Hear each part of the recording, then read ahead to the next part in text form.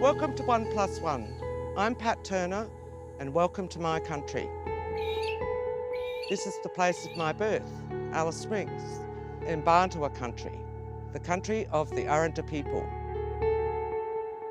It's a place of extreme natural beauty. You must all visit one day to see how beautiful it is.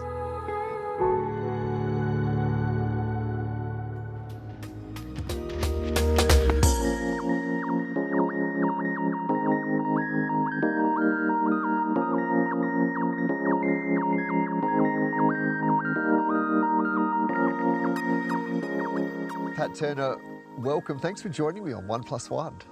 Thank you for having me. It's lovely to be here. We're here at Mparntwe, Alice Springs, your country, Arrernte land. Tell me about growing up here. What was it like? Well, it was good.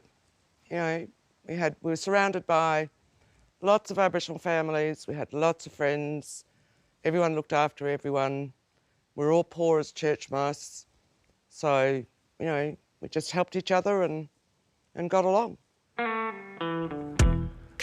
Can you reach over and tilt a tiny bit? Yeah, that's good. That's good. Thanks, guys. Thank you. Okay, put the window up. So, To the right? now here. You put your indicator on. It must just look like a completely different place now. Yeah. It's this block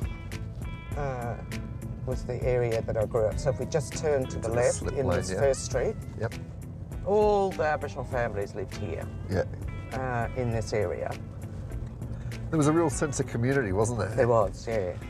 So this is my old primary school. Right here. And the supermarket used to be on the corner, so we used to ride up to the supermarket, get our apple, and that's the primary school. We all went there. Watch out for these people. Hey, we drove around town throughout today. What was that like, reflecting on some of those places that you probably haven't been or had time to go to for such a while? Yeah, brought back nice memories and remembering, you know, how far we used to ride to school as primary school kids and so on, from the Gap to Hartley Street Primary School. Just being up on Anzac Hill, you get a lovely perspective of the whole town. But it's the country that really draws me home. So Dan, that's what is commonly known as the Gap, and that was a natural border for the Arrernte Country. So any visitors that were coming from other language groups had to wait at the Gap and light a fire so the Arrernte people could see them and send a messenger down to find out who they were and what they wanted. And they'd go back and tell the elders, and if it was okay by the elders, they would give permission for them to pass. So, you know, it's a long-standing practice to be welcomed onto other people's country. And I guess the welcomes and acknowledgements that we see and hear today are really an extension of that protocol and law, aren't they? That's right, adapted to today's times. Yeah. And it's a very important thing to do because it's part of our culture, it's our custom, and it shows respect to our people. It's the country that draws me home. It's just in me. It's in my bones, it's in my spirit. The different colours in the landscapes, you know, the mauves and the oranges and the reds and the beige and the beautiful muted greens that you get from the eucalypt and all the different vegetation in Central Australia. I want to talk about your parents and start with your dad first and the work that he did in those early years, that really hard work to set up the home and the life for your family. How do you reflect on him? Well, I reflect on him as a very hard-working man, and he was, you know. He was a windmill contractor. He had a beautiful green Mercedes truck that was his pride and joy, and that would be loaded up with all of the materials to construct the windmill and the troughs and the tanks. And he'd head off out bush, usually with a worker or two with him, and they'd be gone for weeks, you know. Come back when they finished the job, they'd take all their food supplies and whatever.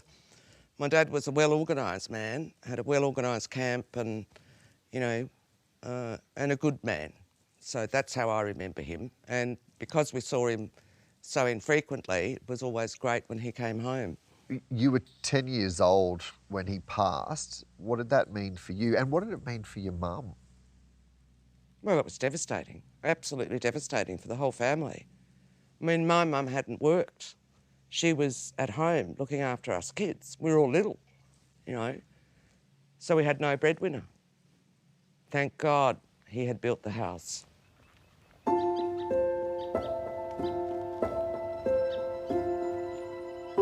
So this is where I spent most of my life, living from grade 4 until the start of third year high school. I grew up in this house. So this is the same old fence that was here, and the same number is on the gate, 26, that from when I was living here, all those years ago. This was all lawn, and we used to sleep out here on the lawn. Counting the stars. Yeah, well, the falling stars and the satellites and, you know, and telling the stories about the configuration of which star, where the Milky Way was and, you know, all of those things, yeah.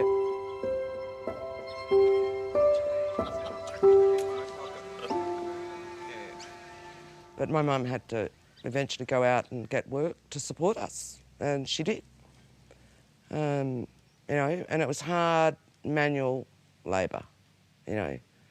She ended up working in the kitchen at the hospital, washing the pots and pans. You can imagine what that was like. In fact, she had to retire because she got really bad dermatitis from the washing up. So when she retired, she then came to live with me in Canberra. So she lived with me for 30 years before she passed. And so we were best friends, really. It must have been really hard losing your best friend. What was her influence on you? Well, she was very strong and independent. She was a member of the Stolen Generation. So her and her sister were removed from their family from a place called Billingurry, where her family lived, and the police just rode in there and picked up her and Auntie Katie and took them hundreds of miles overland on horseback and sent them to Carlin Compound.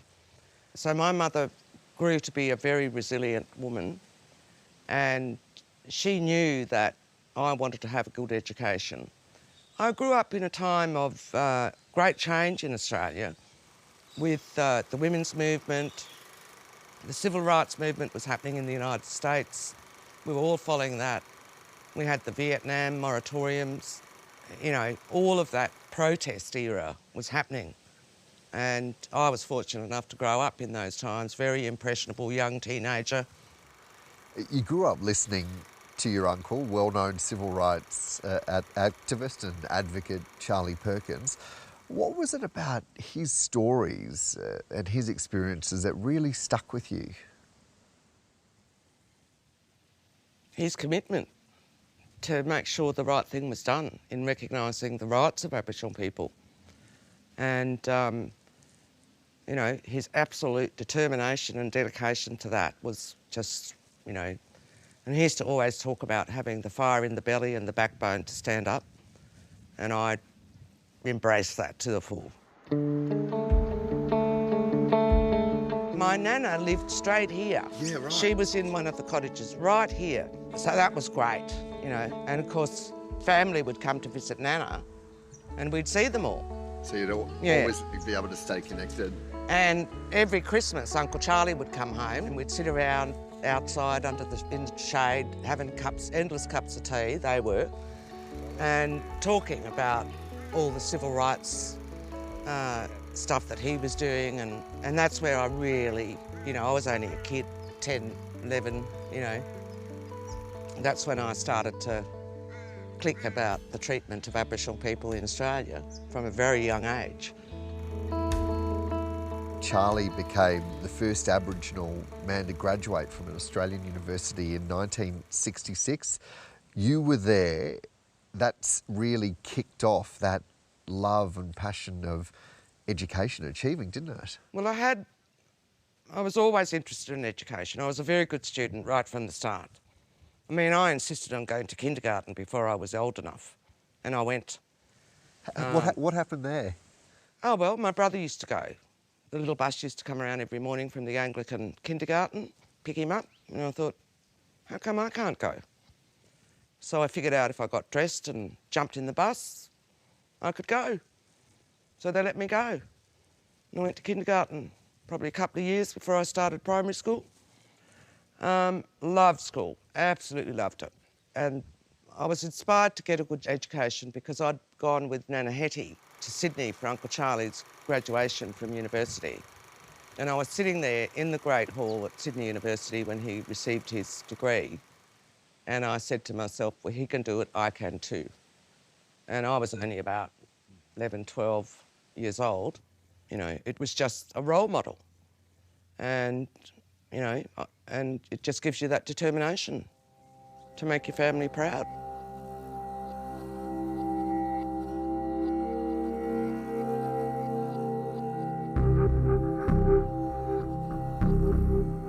So this is the old Alice Springs telegraph station, as a lot of people refer to it, but we call it the bungalow.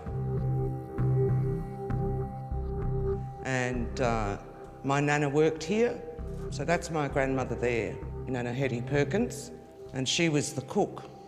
So the bungalow had become a place where half-caste kids who were removed, forcibly removed, were institutionalised.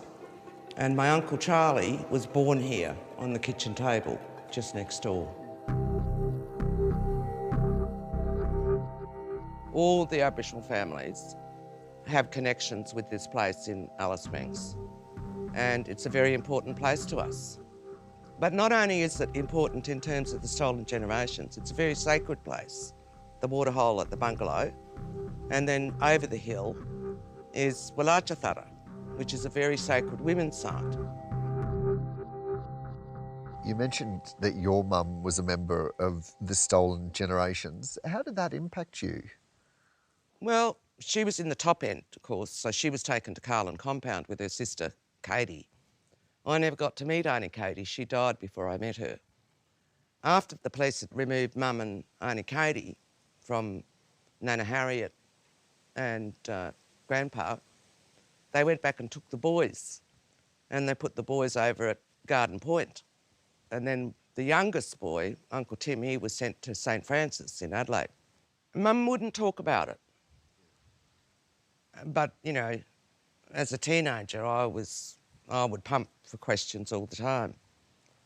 And I said to a lady one day, you can talk so openly about what happened with you, Mob, but my mum won't. She said, you have to remember the pain it causes and the hurt. You know, they didn't ask to be taken away, they were just kids. And a lot of them were very, you know, traumatised by that experience of not growing up with their mother and thinking that they'd been abandoned. So I then used other ways of raising the issues, and Mum told me the stories. But I guess it was my persistence and my determination to understand and explain to my mum why it was so important that I understood the history of what happened to her. What impact or how did that shape you as you worked through the public service and in really senior public official roles? Yes, well, I only ever worked to make sure that I distributed resources directly to Aboriginal and Torres Strait Islander people. That's the only reason I ever worked in the public service. But I learnt the system. And don't forget, I rose from the bottom to the top. Let there be no mistake. Information is power. And we as Koori women should be hungry for it. So I worked my way through, and as I went through the ranks, I learnt all of the things that I needed to know about how the system worked, how to use the system to benefit our people in their communities right around the country, and to look at it from a national perspective, because we had pretty limited resources really to distribute. And so I learnt about assessment of need versus, you know, the squeakiest wheel. So while I was still at university, I became Vice President of FCATSI, the Federal Council for the Advancement of Aborigines and Torres Strait Islanders. I was probably the youngest in my 20s, but I learnt from Uncle Joe McGuinness and, you know, Evie Scott. They were very close friends of mine, but they were also my mentors. And they were old fighters. They are the giants whose shoulders we stand on, you know. We would sit for hours and yarn.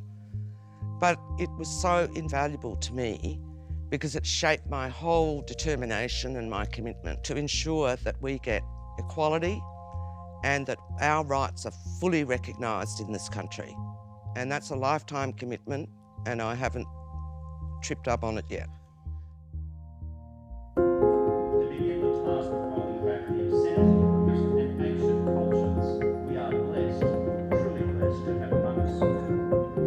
Tell me, what did you make of Kevin Rudd's apology to the members of the Stolen Generations?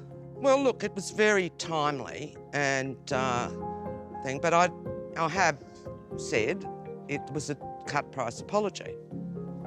Every member of the Stolen Generation should have been properly financially compensated. The difference between us growing up and a lot of white kids our age was that their parents owned their own homes. We were lucky. My family was lucky. But had the Stolen Generations been properly compensated, and I think at least $1 million each, would have established them with a family home and that they could leave for their children in the future.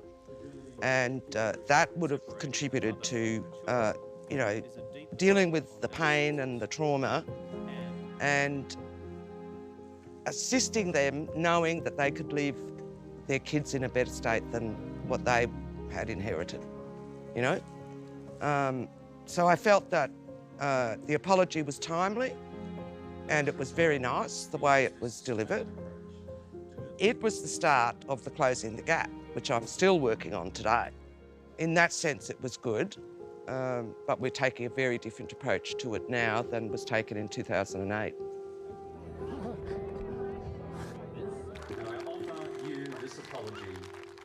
You talked about that fight that your uncle had and perhaps even your nana as well. It seems like that's a real family trait in the sense of... Well, I think it's an Arrernte trait. So it's bigger than the family. Yeah. It's your mob, it's your people. Yeah, we're desert people, mate. We're survivors. Oh, I know what that's like. I grew up just up the road here. But you wanted to create structural change from within, but also making sure that Aboriginal people were always at the table making the decisions. Absolutely. That's been central, hasn't it? Absolutely. Much of my journey, there were a few contemporaries that I came through the public service with. We were really up against it. So I had to work, twice as hard to get recognised and produce the work at a rate that, deserved the promotions and the recognition. And it paid off, because I ended up as CEO of ATSIC. And I ran an excellent administration. I was all about openness, transparency and accountability. And that was to our people as well as to the Australian public and the use of taxpayers' money. I never had a qualified audit as the CEO of ATSIC. It was not a corrupt organisation, despite how people like to characterise it. In the early days, ATSIC was so powerful that even Hawke government cabinet proposals to do with Indigenous affairs were run past it for approval first. Since those heady days, ATSIC's influence has been in slow decline and the organisation has been a study in decay. Its reputation, even among some in the Aboriginal community, has been sullied by what's been seen as a prevailing culture of corruption, nepotism and mismanagement. We believe very strongly that the experiment in separate representation, elected representation for Indigenous people has been a failure.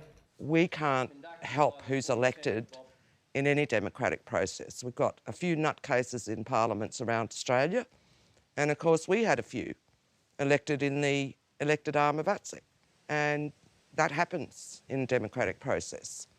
So, why we were judged so much more severely, I think, was based on racism rather than any good practical reason of, it's just the political whim of the day, which is why Albanese's proposal to have a voice enshrined in the Constitution is so important. And I really would encourage the Australian people to support the yes vote, because in Aboriginal affairs, and I'm 70 years old now, Every step we've taken has been an incremental step that we've had to compromise for to accept the incrementalism in the improvements for us as Aboriginal people. And the voice is only one part of the Uluru Statement because truth and treaty are next. Yeah, well, you've seen how Aboriginal people advocate for change now from within government, from outside it, and you've been part of advisory groups to create a voice to Parliament. What change do you think it would make? Well, it'll give a direct say on advice that's sought by the Parliament, by Aboriginal people who are elected as representatives from around the country, and give them the opportunity to have a direct input into improving policy and legislative responses that will go to impact on our people. So it's a direct opportunity. It doesn't negate the existing community-controlled organisations who play an important role now and will continue to play an important role. It doesn't negate the work of the coalition of peaks who have a national agreement with every government in Australia to close the gap. But neither does having a voice negate the responsibility of government to fulfil their obligations under the national agreement and close the bloody gap between our people and other Australians. I know most Australians are fed up with the inequity. They want to see people living a decent quality of life. And I applaud them for that, and I ask them to continue to support us in doing that. The consumption and broader monitoring. We regard this as akin to a national emergency. Today, in an unprecedented crackdown, the Prime Minister moved to take control. Among his sweeping changes, dozens of extra interstate police will be sent in. But here on your country in Central Australia, there are conversations about the impact of the emergency response, the intervention, conversations about crime in recent months. Do you think that a voice to Parliament would make a difference and have an impact right here? I hope that it would. Young people sneaking into locked buildings, smashed windows, CBD assaults. What happened in Alice Springs was an after effect because they were the generation of the intervention, right? Those young people. Those kids who were mucking up. They were born when the intervention started, okay? That's how young they were. And all our power was taken away from us, all of it. We were shocked that the Prime Minister and his ministers are finally admitting that there is a major problem in our communities. We are equally dismayed that Mal Brough is drawing too heavily on his military background to swoop into our communities and do a quick fix. So we had a hell of a battle with the intervention, and we will never stand for another intervention by any other government. We've had enough. It did so much damage. But it was decades of neglect of investment in our communities right around Australia that has led to the situation. Your CV, Pat, is pretty impressive and extensive. Community welfare officer, senior levels within the public service, Deputy Secretary of the Department of Aboriginal Affairs, Deputy Secretary of the Department of Prime Minister and Cabinet, CEO of ATSIC, just to name a few positions. What is it that's linked those? What is it that drives you?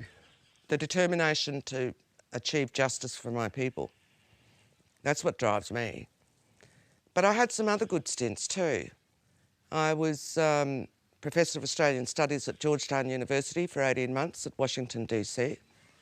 I guess the job that I'm most proud of, really, is the establishment of NITV.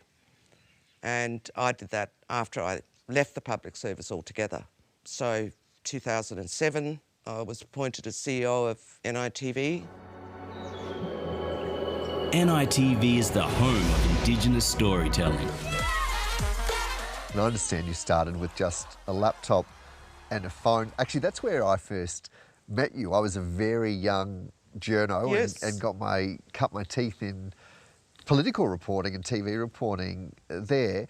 Why, out of all of your extraordinary career, has that been such a highlight? Well, I knew that having our own television service would be the biggest influencer to get into Australian lounge rooms and hear the stories by us, about us, and, you know, and for us as well.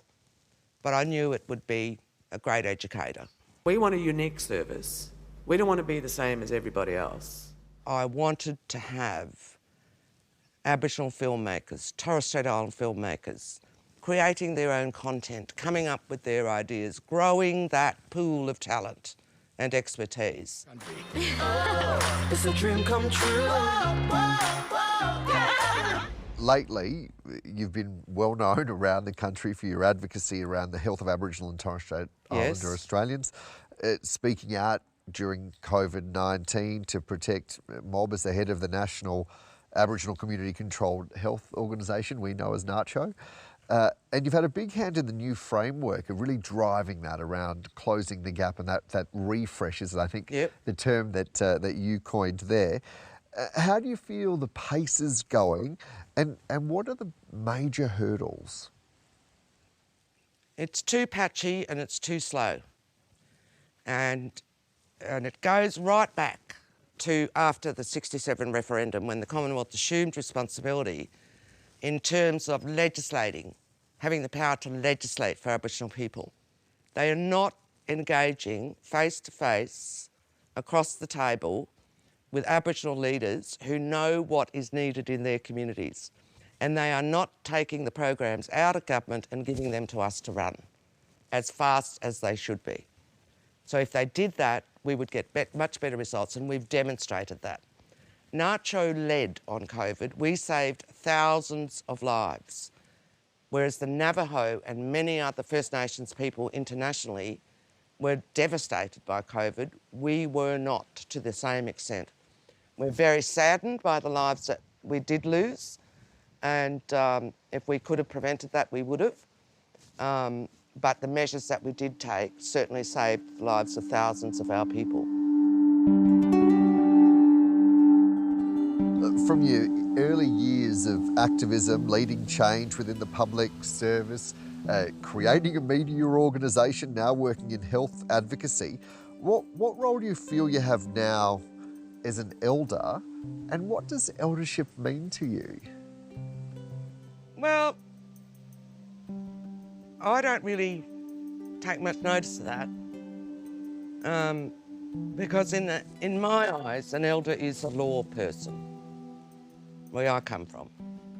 And so they are the holders of our cultural knowledge, and they have the authority, and that's who I call an elder. I mean, I'm getting older, and I should have retired, but I've got too much to do. So I value the respect that I get from the younger generation, and I appreciate that, and I try to reciprocate by encouraging them to step up and take the reins. That's what I want to see, because there's so many of us who've been at this for decades, and we need to be able to spend some time enjoying a less pressured and hectic life. Pat Turner, thank you so much for joining me on 1+1. My pleasure. Thank you for having me.